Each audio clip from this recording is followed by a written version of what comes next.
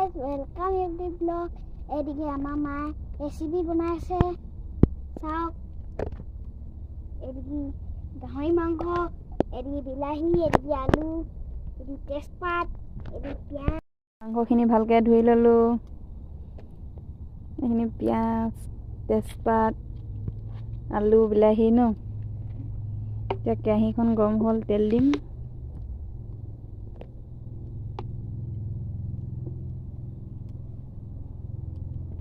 এনেকৈ খুন্দা নাই বাবে গিলাচতে আদা ৰচুন খুন্দিছোঁ।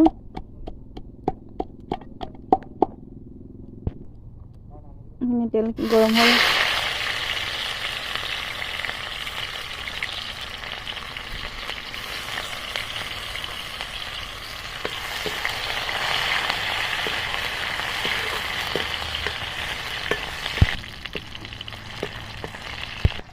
দিলা এই খুন্দি থোৱা আদা ৰচুনখিনি দিছোঁ।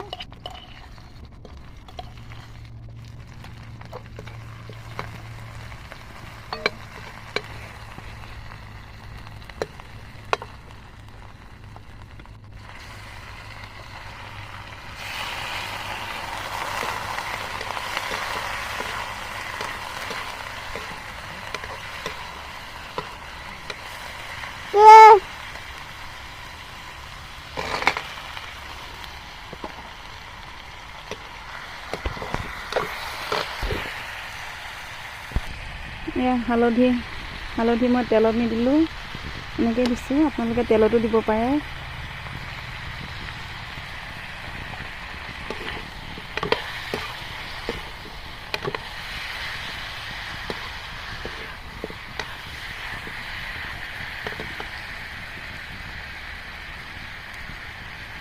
কিমানখিনি পানী দিব জোখা চাই নিমখ।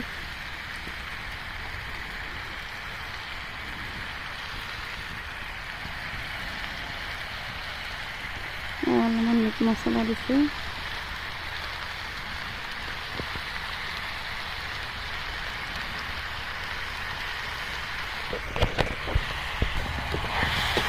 তেল ভালদৰে লৰাইছোঁ। নিমখ, হালধি, মছলাখিনি ভালকৈ মিলি খাবলৈ।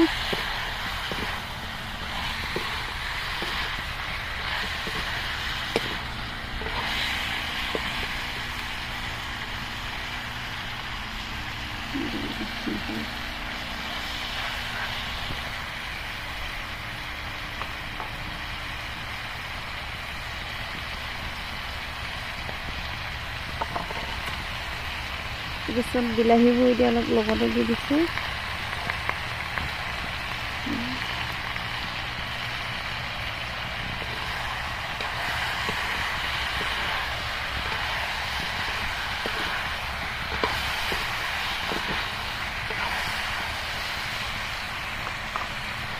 এতিয়া ঢাকনি দিম।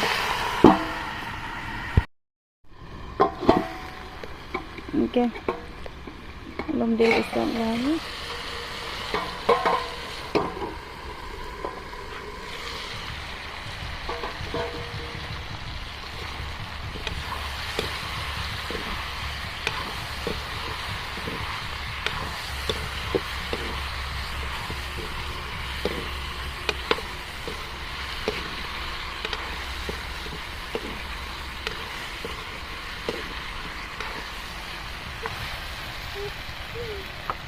এতিয়া 15 মিনিটমান এনেকৈ ঢাকনি মাৰি সিজাম। এতিয়া 10-15 মিনিটমান পাছত এই মটৰ অলপমান গুচাই থৈছিলোঁ মাংসত দিম বুলি। আপোনালোকে কোনে কোনে খাই পাইছে বাৰু এনেকৈ মাংসৰ লগত কেঁচা মটৰ?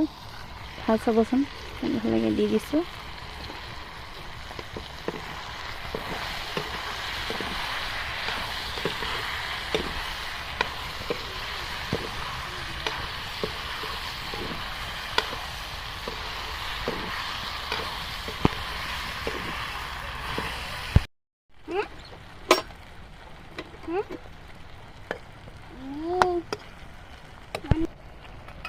এতিয়া 20 মিনিটমান পিছত গৰম পানী দিছোঁ।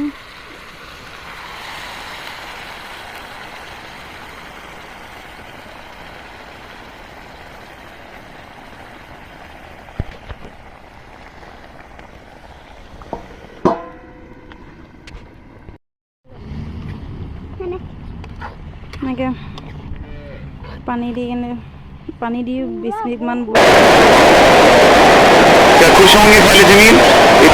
জুইকুৰা চাওকচোন, জুইকুৰা ইমান ধুনীয়াকৈ জ্বলি আছে, বাহিৰতে ধৰিছে জুই।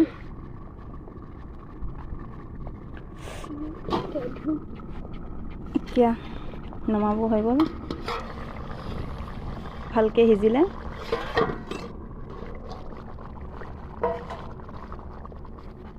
এইয়া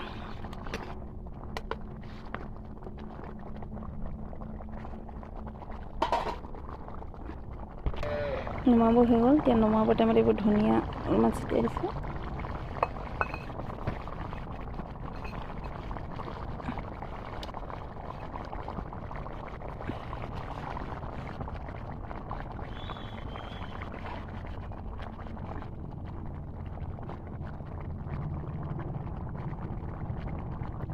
ৰংটো চাওঁ,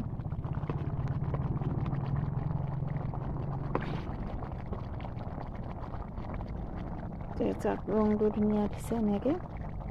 এতিয়া বেটাক খাই চাবলৈ দিওঁ, নমাই কিনে চাওক ৰংটো কিমান ধুনীয়া হৈছে। বাই, আমাৰ মাংস হৈ গ'ল। এতিয়া ভাত বাঢ়োঁগৈ বেটালৈ। বাই, নেক্সট ভিডিঅ'ত লগ পাম।